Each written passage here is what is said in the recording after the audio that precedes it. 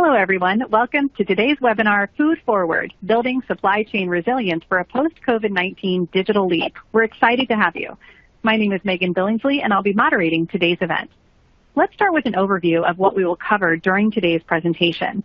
First, we'll go over the latest food industry and market trends to keep top of mind. Next, we'll discuss what the future looks like for food retail as we recover from COVID-19, as well as the impact on the grocery space overall. We will then dive into how technology can be used to both build resilience and make frictionless shopping a reality. Finally, we'll open up discussion among our presenters and then to the audience members for a Q&A. We are thrilled to be joined today by Peter Jackson, Marketing Development Manager of Food RFID and Intelligent Labels at Avery Dennison. He's effectively helped brands and retailers leverage intelligent label solutions to improve everything from process efficiency and consumer convenience. We are also joined by Patrick Sheets, U.S. Market Development Manager of Food RFID and Intelligent Labels at Avery Dennison, who passionately leverages technology and supply chain automation to provide solutions for grocers in particular. Finally, we have Oliver Banks joining us, a retail transformation consultant, founder of OB&Co, and host of the Retail Transformation Show podcast. We're very excited to hear from you all today, but before we get started, I have just a few housekeeping items. Please note the slides will advance automatically throughout the presentation. To enlarge the slides, click the Enlarge Slides button located in the top right corner of your presentation window. If you need technical assistance, click on the Help widget located on the bottom left corner of your console. We encourage you to submit questions at any time throughout the presentation using the Q&A widget at the bottom of your console. We'll answer as many questions as we can at the end of this presentation. Any additional questions that can't be answered today will be answered after the live webinar. After the presentation, you will also be able to access the on-demand recording of the webinar using the same link from today's live event. Now, I'll hand it over to Oliver Banks to begin our presentation. Good morning, good afternoon, and retail in 2020. I wanted to give you a bit of an overview. Now, you know by this stage we should all be getting comfortable with riding our hoverboards, going to the VR cinema and putting on our self-adjusting trainers. But the reality is somewhat more stormy. We've had bushfires, we've had Brexit, we've had Black Lives Matter. Oh, and there's been a little virus that's been going around as well. All of these have had a huge effect on retail, and they've all been largely unpredictable or highly ambiguous in nature. Retail's been through the ringer this year, but grocery absolutely has been one of the sectors that has been more resilient, even in the darker days earlier on in the year when I'm sure you can recall those scenes of panic buying and lots of empty shelves. But you, the grocers, have rallied quickly. You knew you couldn't just cross your fingers. You knew you couldn't just hope for the best. And that, personally, is one of the things that I love about retail and about grocery in particular. Now, in the UK, where I live, we saw the major supermarkets collaborating on the Feed the Nation initiative. And that's certainly the first time I recall seeing super heavyweight brands such as Sainsbury's, Co-op, Lidl, Tesco, Aldi, Waitrose, M&S, Asda, Iceland, Morrison's, Ocado and Costco working together. So many, I appreciate I rushed through them, but that sort of level of collaboration is certainly unheard of in retail. And you know what's also really exciting for me is the fact that it's been recognized by the wider public, perhaps for the first time. We've had Fisher-Price and Mattel launch toys featuring supermarket colleagues and delivery drivers standing side by side with doctors and nurses, all of the key workers being recognized and appreciated. And right now, the latest issue of Vogue here is featuring a front cover, not with a model, but with Anissa Omar, a colleague from Waitrose, which really shows the diversity and importance of all of our shops and of our colleagues. So what have we seen? Well, we've seen the rise in online shopping. If you've seen the data, you know what I mean. But if you haven't, then I'm pretty sure you still know what I mean. Whether it's Instacart, Ocado, or another online supermarket, they've all grown quickly to build capacity. And despite that, they've all sold out of delivery slots and continue to do so. Many people have tried out the convenience of online shopping for the very first time, especially in grocery. And that sort of effect will continue once the pandemic subsides. We've seen partnerships with retailers and delivery companies like Deliveroo, and we've also seen the uptake in growth in small delivery robots. All of these are signs that things are accelerating. It's absolutely nothing that we couldn't have predicted, but it's going much faster. So what does it mean? All of these trends that we've seen will continue for the short term, certainly while social distancing is no longer required. But as I just mentioned, they will accelerate as well. We've also seen more small retailers and independent stores starting to offer online shopping. And with these partnerships and different propositions coming through, the market will become more crowded. Customer acquisition costs are low right now because of demand, but with the increased competition, they will increase. So whilst many companies up to now have struggled to make online grocery shopping profitable, it's important to now think about how you can optimize your offering for the future. So the first main theme to think about is online shopping. Scale and stabilize the offering. What else have we seen? Well, we've seen more complex operations in stores. There have been a number of different measures and changes to cope with social distancing, whether it's line markers, limited number of customers in stores, queuing outside, dedicated shopping times. There are lots of different elements to come in. And of course, lots of different cleaning routines as well. And all of those have added complexity and cost, therefore, as I'm sure you already know. Couple that with some of the trends that we saw before COVID, such as the rise in frictionless shopping with Amazon Go and similar technologies, we have to recognize that technology is still here to help. AI seems to be everywhere. RFID is here, and it's more approachable than ever. And so too are robots. All of these technologies have been around for a while, but they are accelerating, and they're all becoming more affordable with new business models, new propositions, new capabilities, and working across the entire supply chain. So you have to make sure that you simplify and systemize your operation to make sure that you are going to be there for the long run. And there's one final theme which I wanted to share with you. This is about changing consumer habits. Social distancing has resulted in lots of different shopping behaviors, let's be honest. Without the daily commute and without wanting to go out of the home, we've seen the re-emergence of the big weekly food shop, although I'd personally argue it never really disappeared. For shoppers, safety and speed has become a key consideration when deciding where to shop, and that's something we certainly wouldn't have foreseen, thinking about that element of safety. But with restaurants closed, we've seen consumers really strive for choice and inspiration. And actually, that's a big opportunity, helping inspire customers, helping aid with discovery in these tough times.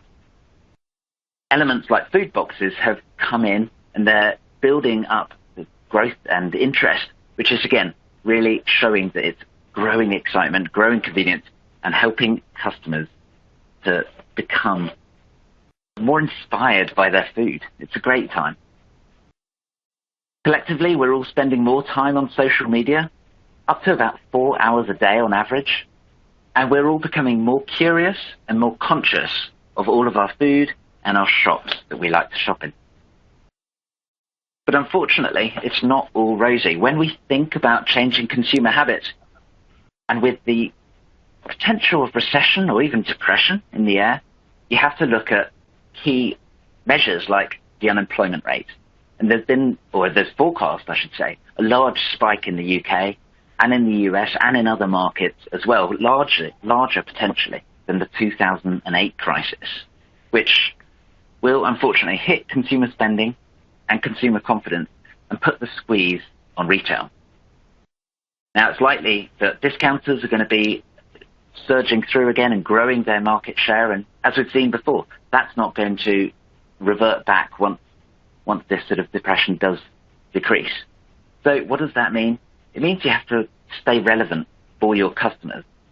Continue to understand them and their lifestyle more deeply than you ever have before, and across the whole organization, not just in your insight team or your customer team or whatever that looks like in your particular organization. So continue to serve your customers how they want to be served and become more relevant. Now, COVID has driven many different innovations, but all of the trends here are accelerating, and there's a greater focus, particularly on the digital transformation side. We've seen some of these on the slide here already, others we haven't spoken about, but we're going to be diving into in a little bit. But I think, above all of these different trends tell us to be agile. They tell us to be flexible, to be ready to adjust. And ultimately, it's time that you, your brand, and your operation transform into the best version for you and for your market. I'll pass over to Peter now. Thank you, Oliver. Always great to hear your perspective and insight, particularly today. Hello, everyone. Thank you for joining us. We want this webinar to be proactive guidance. What can be implemented to support supply chain resilience in food? First, for those that are not so familiar with Avery Dennison is a material science company. That means we invent, develop, and produce various advanced materials and often add a digital element. We are a global company, Fortune 500. We are the world's largest RFID partner. And we manufacture a vast array of products, from COVID masks with no strap using a specialist skin adhesive, through to wrap materials for cars, boats, etc. Tamper-evident tags for the food sector. Fun fact coming up, delivery drivers try the food of approximately 30% of all deliveries. Not sure it's a fun fact. And of course, RFID, NFC, and intelligent labels for numerous industries.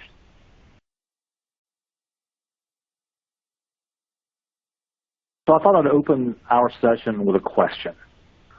Who led the digital transformation of your company? Never in our wildest dreams did we think the answer to that question would be a global pandemic. But the truth is, COVID-19 has impacted the global community in every aspect of our lives. Retailers, both large and small, in every market, were forced to re-examine the way they engage with their customers.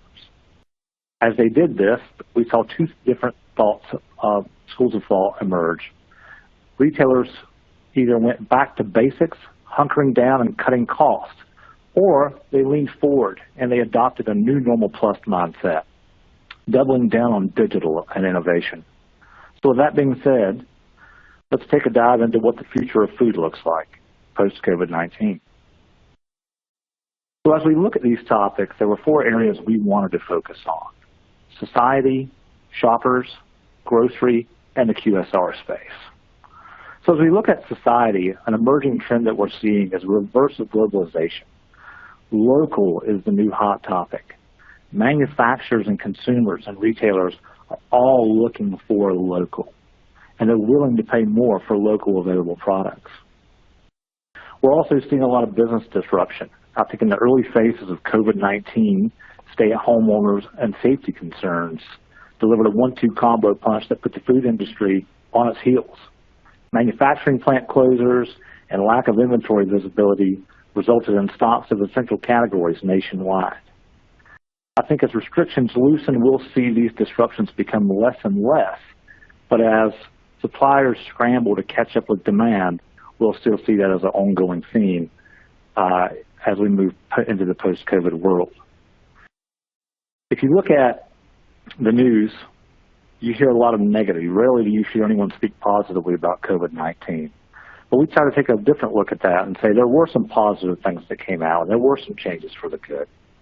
COVID-19 hit the pause button on all of our lives, and we had the opportunity to spend time getting to know ourselves, our loved ones, and the communities we live in better than we did before. Right, thanks. Yeah, absolutely, Patrick. And as far as shoppers are concerned, the age-old habit of price comparison, we absolutely see this continuing, whether that's at item level or maybe for a meal deal where you get a starter and a bottle of wine. Availability. This is really important from a trust point of view, that the product that somebody wants, whether they see it online or in store, is available in the type and the style that they want. Talking to the CTO of one of Europe's largest supermarkets recently, they said they wish they had accelerated RFID prior to COVID, i.e. right product, right location, right time. A high variety of choice, at-home cooking, restaurant quality and style, well, maybe not in my case, provenance, and of course all the details and the importance to do with allergens, and as we previously mentioned, all safely delivered. So as we look at grocery, there's several things that are going on there, as we all know. One of the things that's not new, but we continue to see more of, is increasing market consolidation. Large grocery companies are going to continue to look for regional-based specialty stores that can help them expand their footprint and expand their customer base. There's also a new focus on operational efficiency within grocery and supply chain. Inventory positioning and supply chain management are critical to the success of grocers who are going to continue on in the future. One of the biggest changes, I think, that's not new, but it's being accelerated, is more flexible store formats. Groceries are using technology to meet their customers where they are. I think as we talk about these new store formats, we're going to see that grocery brick-and-mortar stores are no longer the centerpiece of a retail business, but rather part of the omni-channel experience.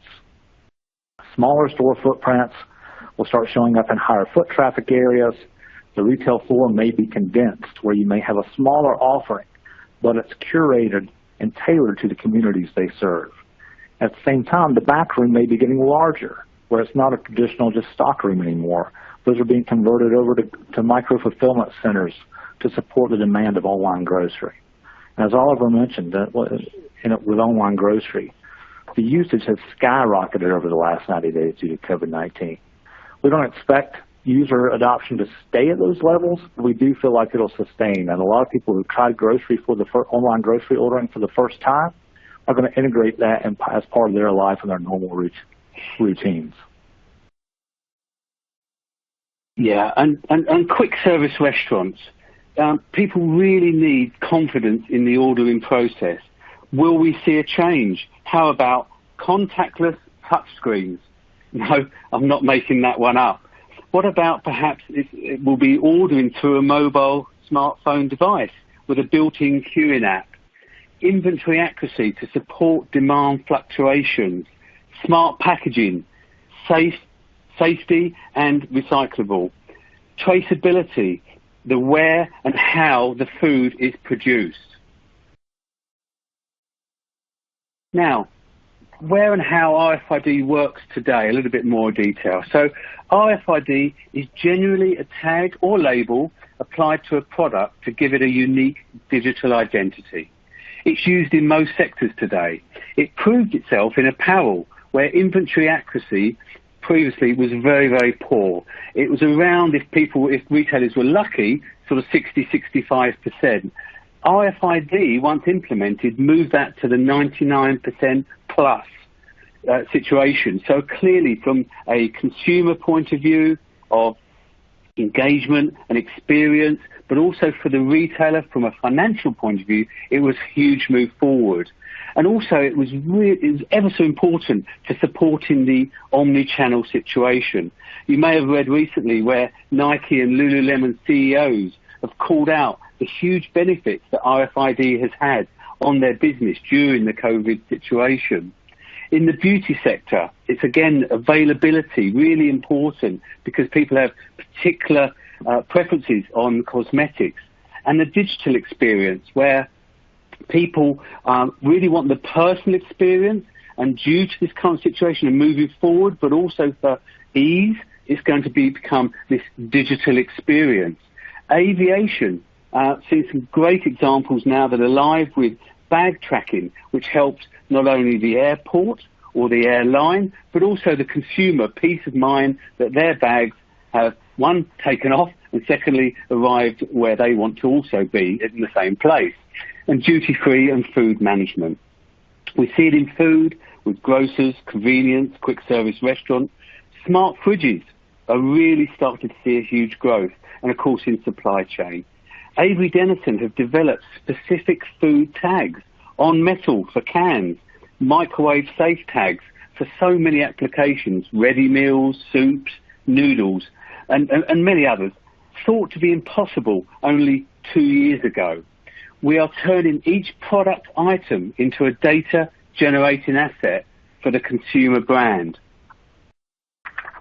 Now, a little bit more detail as far as the sort of anatomy of an RFID label. It is an antenna joined in the center by a chip, placed on a substrate with appropriate adhesive. That might be freezer grade or high temperature adhesive. And of course, Avery Dennison are a specialist in adhesives.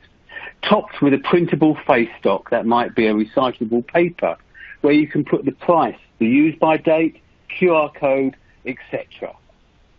But the big advantage of RFID is that it does not need line of sight to read it, unlike a barcode. So it's a one-to-many solution. On the right, an example of the speed, accuracy, and data difference between manual, barcode, and RFID. The efficiencies to be gained are clear. Thanks, Peter. At Avery Dennison, we are a force for good. We are committed to finding better ways of doing things. And we look for those places because we want our time and our talents to do the most good. As we explore the next area where we wanted to focus our efforts in RFID, the food industry seemed like a perfect match. Our digital labeling technologies bring unprecedented visibility and management capabilities to supply chains serving the global industry. So let's talk about some use cases along the supply chain. At Avery, we're focusing our efforts in food to create an intelligent, connected, automated supply chain. Integrating RFID technology allows brands and retailers to harness the power of accurate, shared data to enable labor efficiency, food safety, sustainability, and enhance the consumer experience. So whether it's enabling farm-to-fork traceability or labor savings to the automation of manual inventory cycle counting, RFID can bring value to every point of the supply chain. So let's jump into grocery. What's COVID-19's impact been on grocery? I think within the last few months, no industry has been more impacted by the changes to their supply chain than the food industry and the grocery retail sector. COVID-19 has had a direct impact on consumer behavior. The mandatory restaurant closures have resulted in the bulk of the entire U.S. supply chain falling squarely on the shoulders of retail grocers. With that being said, we've seen the rise of omni-channel grocery accelerated by 3 to 5 years. Innovation becomes top of mind for retailers and brands. It moves to the top of their agenda. When I was with a customer, I think it reminds me of a conversation a couple of weeks ago where we were talking about RFID in the QSR space, and we were discussing what was driving them to explore technology. And he said for the last 20 years, the food industry solved issues in 2 ways. Number one, throw people at it. And if that doesn't work, rub money on it. So we had a good laugh about that. But that thought process has gotten the food industry where they are, but it's not going to take it where it needs to go. With that being said, retailers are looking to execute technology-driven strategies that include robotics, AI, automation, supply chain optimization, and frictionless checkout. So let's jump into what some of the key challenges are. I think Oliver mentioned some of these as he spoke through it, but some of the emerging things that we see that are challenges are cost and the user experience for omnichannel and supply chain optimization. Cost is, as we all know, is an important topic in the food industry where margins are razor thin. Retailers are always looking for a way to take costs out. The big focus on retail productivity and how can we do more with less. Labor rates, labor wages are increasing. So labor in store, we're trying to find where can you get the most return on investment for your employees. Is it doing manual mandatory tasks or is that time better spent engaging with a customer and enhancing a customer experience at retail? User experience is becoming a big topic in conversation. I think the younger generation of millennials is driving a big part of that. Customers aren't interested in transactions anymore. They're looking for meaningful experience, which makes a new challenge to retailers as far as finding better ways to engage with their customers. Some of the things that are occurring as we look at online grocery in the last 90 days that are huge areas where we could improve and have been issues are out of stock. Out of stock issues, when you go into whether it's a brick and mortar store or whether you're trying to place an online grocery order, out of stocks have become part of daily life. And while substitution and refunds are a good temporary solution, at the end of the day, customers are coming to you, to the grocery segment, for food. Customers can't eat a refund. The freshness and quality issue has also been a big challenge, and I think that's been a challenge prior to COVID-19.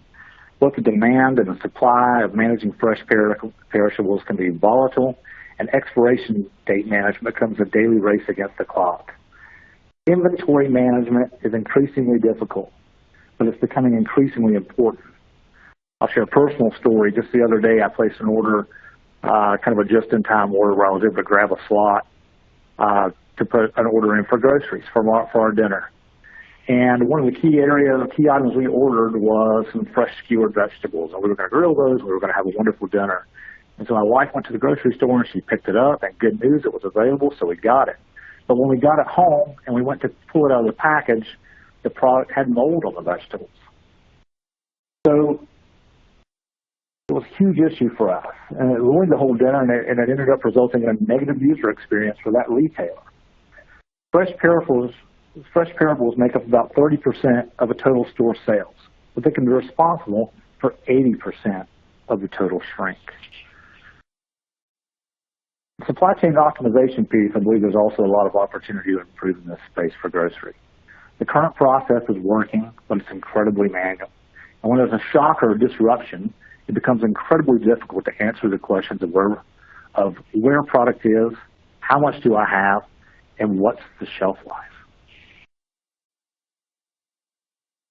So let's jump into why RFID makes sense for grocery. As Peter detailed a little bit at the beginning of his session, he gave us a basic understanding of what our RFID is. But when we take RFID and we apply it to item level or case level, it creates a digital twin that can be tracked and traced online and immediately detected with a click of a scanner. RFID tagging delivers easily demonstratable benefits for grocers. It can enable frictionless experiences, and it can also provide atomic levels of visibility into your inventory and supply chain. So you know exactly what you have, what's coming, and where it all is. So no more gaps and no more dark spots or question marks. RFID tagging also supplies the who, the what, and the when of a product's provenance with certainty. Every product can be digitally documented by blockchain or by another means, enabling you and your customer to see what the product's true life story is with a click. RFID enables you to waste less and sell more and ensure freshness and shelf life. And it conjures new possibilities for frictionless customer encounters while letting you allocate labor more wisely. In all, RFID tagging sits beautifully at the intersection of what customers want and what grocers need at this pivotal moment in the industry. Grocers are taking their learnings from this pandemic and they're finding ways to strengthen their supply chain and their retail operations. The importance of inventory positioning has never been more important. As retailers are building resilient strategies, RFID should definitely be part of that conversation. An RFID-enabled supply chain and retail operation can deliver increases in inventory accuracy and visibility from end to end, which will result in reduction in labor, the reduction in food waste, reduction of out-of-stocks, and ultimately a sales lift, which is what we're all trying to get to. Sell more and waste less. Simply put, RFID enables retailers to have the right product at the right time at the right place. Great. Yeah, thanks, Patrick. And I know everybody listening will relate to those points. So what are the main challenges in frictionless shopping? So prior to COVID-19, shoppers were already looking for less friction in store, particularly at the point of sale. We see this accelerating, there's no doubt. Less contact, improved inventory accuracy, increased consumer information and engagement, They need to keep speaking and communicating with the consumer once they have purchased the product. This is absolutely critical, and this is where all the retailers and brands are now moving to. RFID is a contactless solution. It gives multiple data points. It will play nicely with the point of sale system, and it will play nicely with blockchain and many others. It is a great trigger point. The old saying, from farm to fork, RFID is already hard at work along the supply chain, bringing much needed resilience. How RFID can enable resilience in convenience stores? It's now, not the future, it's now. RFID gives inventory visibility, building resilience for all the additional needs today. Increased speed of product through the supply chain, work towards adding for the use by date, time on sale and on the shelf in store. We can increase that. Labour handling time reduced. Reduce shrink, as in theft, is that shoplifting, or with food waste, which as most people probably know is 33% of all food produced is wasted, which has to be tackled and has to be reduced. Grow to become a destination of choice due to speed and accuracy of the product supply, with a frictionless point of sale added as well. We have already seen a sales increase due to these factors. It's Friday evening. Well, I bet some of you are now thinking and wish it was. So it's Friday evening, and we need a few more items. We've got some friends coming over, or we need something to complete a meal. People want to be in and out as easy as possible, and will choose a store based on this. We've actually seen this, and through a number of surveys, it becomes a destination of choice if it's easier to shop at a particular store. So, making all this a reality, making Frictionless actually a reality. We have a number of live projects in the market today. Supply chain transparency, traceability, item level in-store. Supermarket group Esselunga in Italy, frictionless, convenient, RFID, including individual vegetables by weight linked to scales and RFID. One other example is Neste, trading as Easy Deli. Neste in 2019 had revenues of 15.8 billion euros, so a sizable company. A company that creates sustainable solutions. For example, it's the world's largest producer of renewable diesel. In 2020, it was third on the global list of the most sustainable companies in the world. And one of its divisions operates over 1,000 gas stations or fuel stations. And the challenge that was set was, number one, it needs to, as in the convenience store at our gas stations, need to operate, and we want them to operate 24/7. Number two, stock and sell with great inventory management. Number three, reduce the queues and the friction. And four, we need to be able to scale and scale quickly as we build. So, Easy Deli is a 24/7 unmanned store in the centre of Helsinki. Every item has an RFID tag attached to each item. Customers enter the store with a smartphone. They choose items including drinks, ready meals, in my case confectionery, and some automotive products, as you would expect in a convenience store linked to a gas station. They then, once finished, go to the checkout, place the items in the checkout. The point of sale reads all the items and the tags in 1 second. They choose a payment method, they pay and go. Now, of course, the store has some safety checks and measures in place. The first 3 of these stores, and 2 already open, but the first 3 will open in Finland by this summer. The next probably 6+ stores will open in Northern Europe, and these are generally existing sites being remodeled. So it shows how easy it is to turn it around. It's a short lead time to open, it's scalable, it can be unmanned or part-manned. Before and during COVID, this has been a great success, and indications are already looking good for fast expansion. RFID success in food today. Thanks, Peter. So guys, as we recap some of the topics that we covered, we wanted to boil it down on a couple key takeaways. So one of the emerging themes that we hear about in the food industry is food waste, and how can we reduce the amount of food that we're wasting? The research continues to show that if consumers are satisfied with a retailer's fresh offering, they'll shop there more frequently. They'll spend more money on each visit, and they'll start to buy from retail's other departments as well.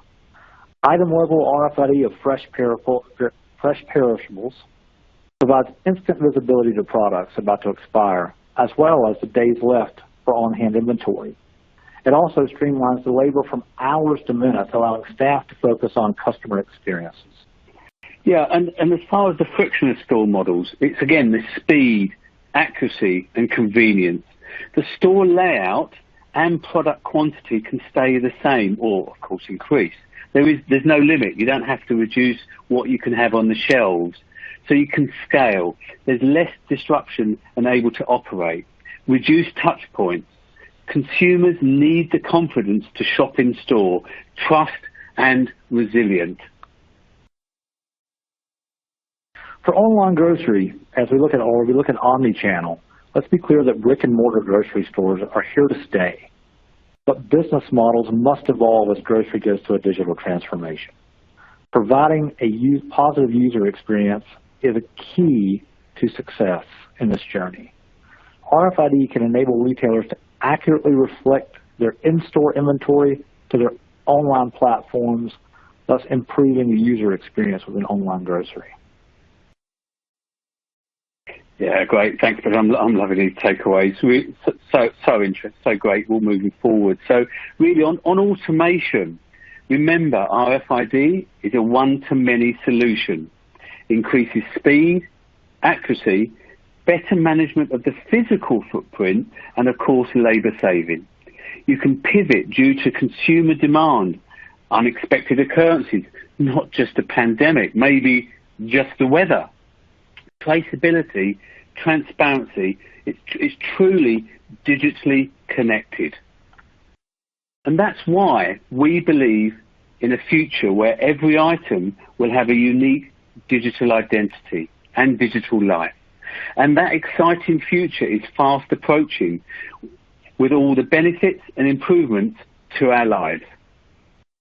Thank you so much, Peter. I think that sums it up nicely. I know that's a guiding light principle for Avery Dennison as we look at RFID and where it makes sense for the future.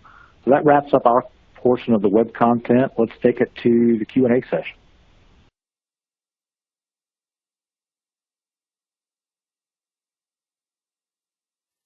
Wow, thank you so much for these insights. All very key things to think about. So we do have a few minutes left and several questions from the audience. So the first one we'll kick off with Peter. Is RFID compatible with other technologies such as blockchain and AI? Yeah, great. Thanks, Megan. Absolutely. So RFID is really a trigger point. So absolutely, it will play nicely with blockchain, AI, vision. Of course, all of those technologies now we're seeing, in fact, where a lot of companies were developing them moving forward and sort of separately, autonomously, but now they're starting to come together. So people are seeing the benefits of saying, well, actually, the blockchain will work right across this part of the supply chain. We need the trigger point of the RFID tag in this part, and it all starts to come together. Fantastic. Thank you. Our next question, Oliver, this is a good one for you. How will the online shopping trend change as the COVID-19 pandemic declines?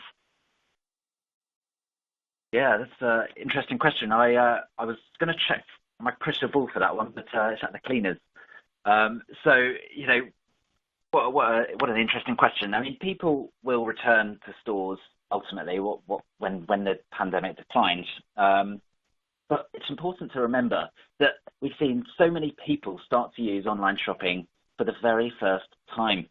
And they've had the opportunity to get that repetition, to build up the habit and get used to the UI and work out some personal efficiencies around doing it. So will it go back to the levels it was before the pandemic? No, I don't think it will. but it's not going to stay where it is right now. I think it's probably going to be about halfway between the two. Once the pandemic has declined, that's where we'll end up. Awesome, thank you. Next question, can you highlight the various ways to read the tags in their operation? Store, DC, farmers? Patrick, would you like to take that one? Sure, it's a good question, and it comes up a lot as people are learning more and more about RFID technology. And I think we look at it in two different ways. There's a handheld RFID reader, and then there's a fixed reader infrastructure. So handheld is exactly like what it sounds like. You've got a handheld device that is RFID enabled, and you're able to have the flexibility to move about a warehouse or a retail operation, be able to scan and capture RFID information specific to those products. The other is a fixed reader. So think about if you had an RFID, for sake of conversation, a 12 by 12 square mounted in the ceiling.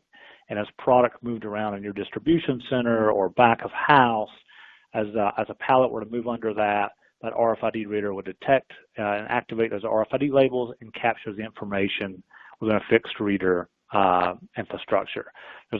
Also within fixed readers, you can do almost like a portal. Think about a portal around a dock door that's RFID enabled, where if you were loading a truck and you had a pallet that was RFID enabled, as that pallet passed through that portal onto the truck, you could capture the RFID information of the pallet as well. Awesome, thank you. Our next question, how does RFID really help in food loss and waste?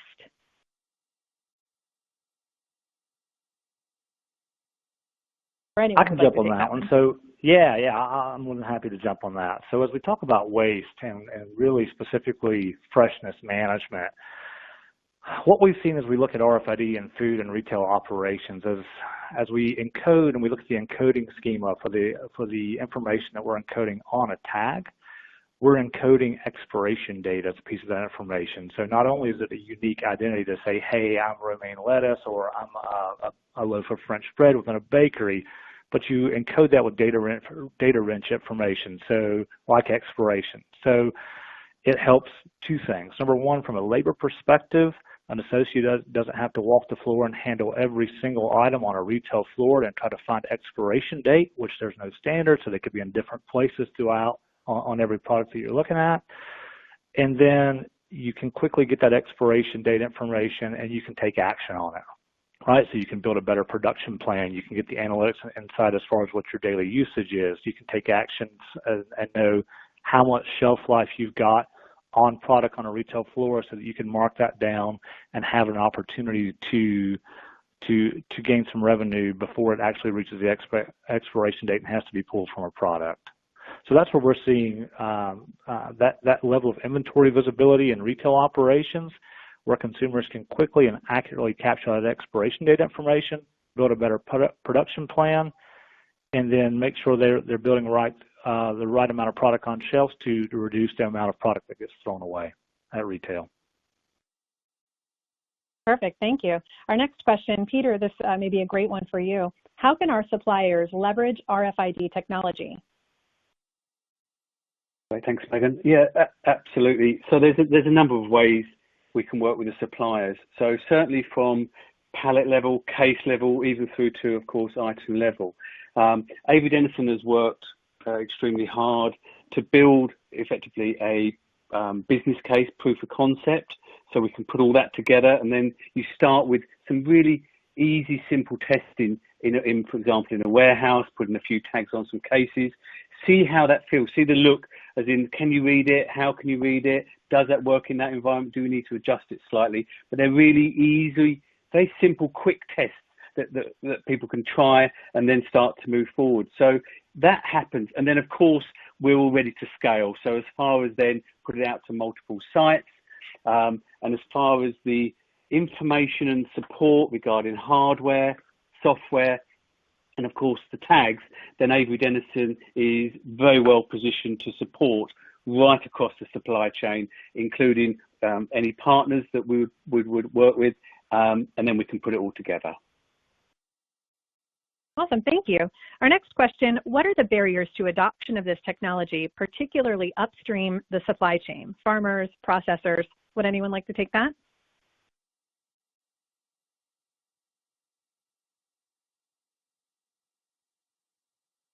I'll jump in, and Patrick can always keep me honest. So, sure. So when you talk about some of the barriers, I think really it's understanding what is the pain points, what are the issues currently today, and then we've just got to look at where that circumstances and where it is. So if it is, for example, we need to tag up in the middle of a field, in the middle of winter, it's just having the right and appropriate equipment to do that.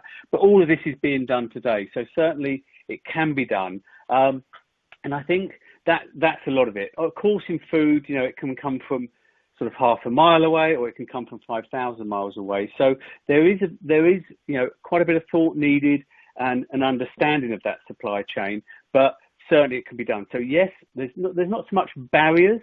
It's more a case of, that seems a bit of a challenge. Okay, how do we get over it? And then we tend to move forward. That's a good call out, Great. Peter. I was going to say the same thing. Less of a barrier and more of an education or how do I get started play. And I think that's where Avery, as a leader in the industry, can provide insight. We've got an entire team that can come out and do efficiency walks, whether it be at a supplier, whether it be at a farmer level, whether it be at a retail operation, and really understand what that use case is and custom tailor a solution with existing solutions custom tailored to that business case and that the person who's interested in adopting the technology. Excellent, thank you. Our next question, what's the cost per RFID tag for food items in retail? That's kind of a tough one to answer, so let me take a stab at it, Peter, and you keep me honest on this one. And I think for anybody who's been in the RFID industry for a while, when RFID first got rolled out, the price point was a bit of a sticker shock, and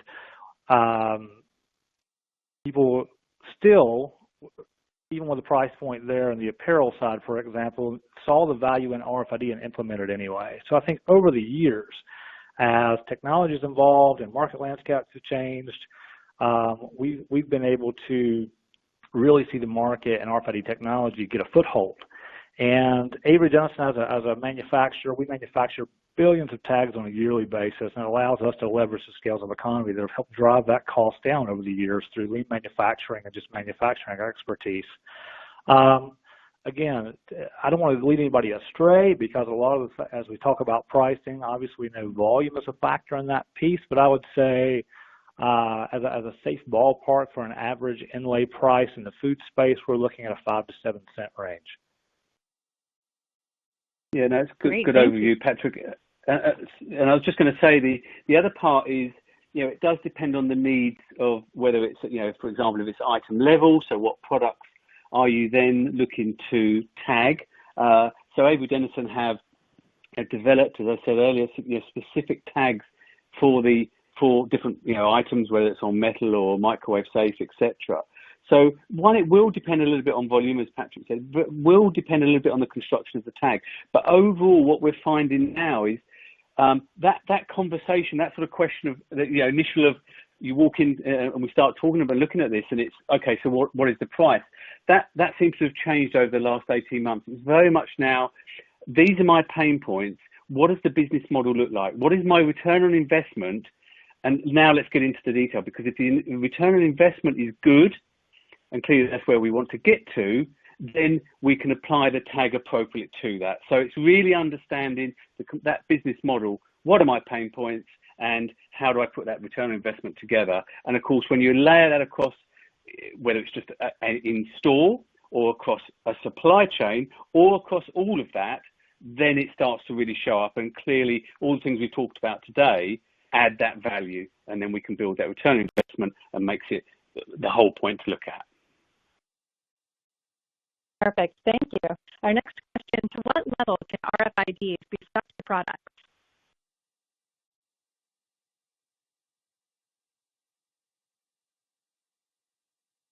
Peter, I'll start. I'm not 100% sure I understand the question. When I first saw that come through, I'm not sure if that's specific to, are there specialty adhesives, are there barriers, are there products that RFID won't stick to?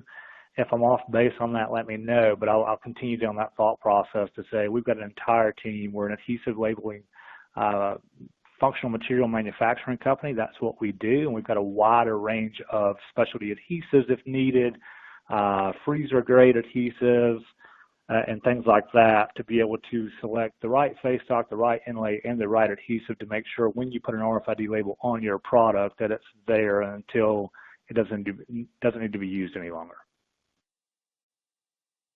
Great, thank you. Next question, how do you see the different types of RFID, RAIN, UFH, NFC, etc., play a role in food? What can't RFID do that other tech may be needed to complement? And specifically, what's the role of computer vision in an RFID deployment? That's a good one, and it's a good detailed question. Thank you. I mean, I'll perhaps kick off, and Patrick, if you would come in and jump in as well. But sure. So I think there's a number of parts. I think so in food we saw it slightly separated between the business to business, so supply chain, and then the inventory management and stock accuracy within the stores. And then we started to see a slightly separate part, which was the consumer engagement. So how was that going to be a QR code or NFC type tag where they would use their smart mobile phone? And this was probably 2 or 3 years ago. Now we're starting to see that come together, and through various technologies, whether it's a payment type app, so you can go into the store, pick up a product, use your mobile phone to scan the product, but also that product has an RFID tag. It will all work together now, so it takes it off of the stock list effectively, so that then when you just walk out of the store, it says that was paid for, that's all done, and that's all good. So we are seeing these technologies really coming together. I guess on the vision part, a quick couple of bits, and obviously let Patrick jump in. I guess, first of all, vision currently today, and don't get me wrong, vision is good. Currently today, it's you can't have so many items on the shelf. It needs to be really separated out so it can identify. It does struggle a little bit with items that are similar. So if it's, for example, a block of cheese, but at a different weight, then it may struggle because all it will see is a block of cheese. So it may not pick up the correct one, and then hence the correct pricing.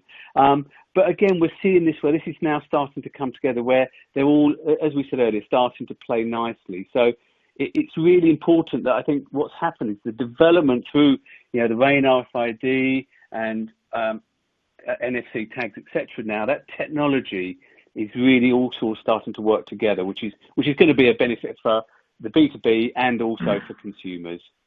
Patrick, if there's anything you want to add. Yeah, no, I think the question was what does RFID, what can it not do that may need help from other technologies? And I guess I'd flip that question on its head, because I don't know if I can answer that, because I think RFID in itself can do what a retailer needs it to do. But if we're looking specifically at vision, Peter, and you touched on it, was that vision still requires that line of sight. There are some challenges, although it's a great technology. We feel like RFID is a complement to vision, where you've got that unique product identity on every single product on there. You can encode it with data-rich information like expiration date and beyond that, and it's a complement to the vision technology that we're seeing start to take hold in the market. Great, thank you both for that. Our next question, when would you recommend to use NFC tags or RAIN RFID tags applied to food products?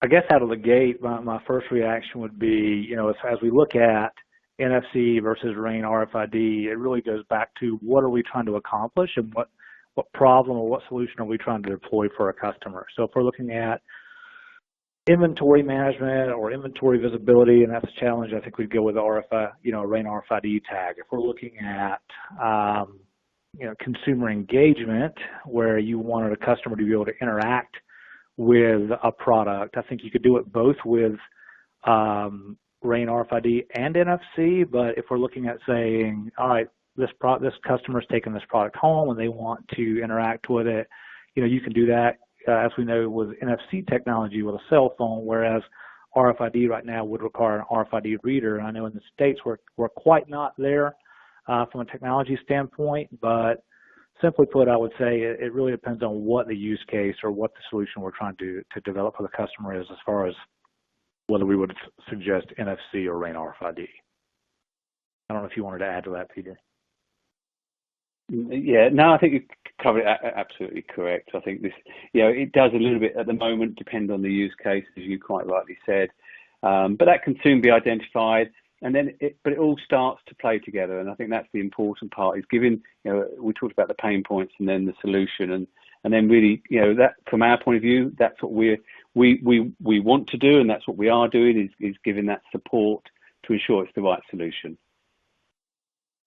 Great, thank you both. Our next question, Patrick, this one would be for you. How should a grocer approach piloting the technology? Are there any best practices that you can share? Yeah, sure. Be happy to speak to that. I think when we talk about RFID in retail grocery, RFID can do a lot.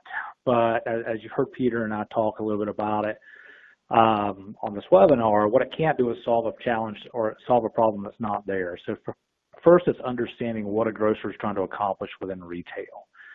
So once we've got that use case identified, then it's about custom tailoring the solution for a grocer. I think high level, some of my advice is we like to look at a phased approach. And in the conversations we've had with grocers so far, that seems to resonate well. Because if you think about grocery and the sheer volume of SKUs that's in a supermarket, it can be overwhelming. But I would say we look at a phased approach, and where we're seeing a lot of traction is on the freshness management piece and the inventory cycle counting or inventory visibility piece. I think Oliver spoke about it, I spoke about it as well. As inventory visibility is becoming incredibly important, and inventory positioning is incredibly important, especially as we see the rise of online grocery. But to really, identify a specific area, maybe on the perimeter of the store, the freshness areas, I think, are areas we're seeing grocers really start to lean to, and those are some of our initial conversations. Because I think it's when you look at technology and all the things it can do in a store, it's easy to get overwhelmed and you try to boil the ocean. But I would say identifying that use case and identifying the area within the store is the best practice I would start out of the gate high level. Awesome, thank you. It looks like I have time to squeeze in one more question. What are details that could be saved onto the ID? And does this take another software application to store and avail this data? Perhaps, again, we'll tag team a little bit on this, perhaps, and if that's okay, we've got literally hopefully a couple of minutes. So I think when you say the question is what sort of details can be saved onto the ID. So in food, for example, it could be the use by date. So again, you can read, from one to many. You can read lots of use by dates in the environment, so that you can quickly understand what has expired or is going to expire, or what products are okay. So that would be one. For example, there's the lot number linked all the way through for traceability. So again, these are fairly, I'm going to say standard, but very easy to add to the ID. But of course, they have a big impact data points. So there's a couple. Patrick, again, if there's any others you feel could be added to that. And does it take other software, if that helps? Yeah, no, software piece, I think there's two different schools of thought, and both are relevant. I think everything that Peter talked about as far as the data elements you can encode, you can do that and have that information reside on the chip, on the actual RFID inlay on a product. There's another school of thought that says, okay, if a customer's got a cloud-based ERP system or a cloud-based solution out there, you could use RFID as a trigger and potentially only encode like a serialized G10 there as a unique identifier, and then you could use a cloud-based software to store whatever you wanted. You could do expiration, you could do lot, any additional information you wanted to store in a cloud base associated with that unique ID could be handled with a cloud-based environment. So both are options out there. I wouldn't say one's better than the other. I think that there are two different options, or two different schools of thought or ways to accomplish that. Great, thank you. Beautifully done. That is all the time that we have today. A big thanks to today's speakers, Oliver Banks, Peter Jackson, and Patrick Sheets, and of course to our audience for joining us. As a reminder, today's webinar will be available on demand, and a link will be sent to you after the webinar. Have a great day, everyone.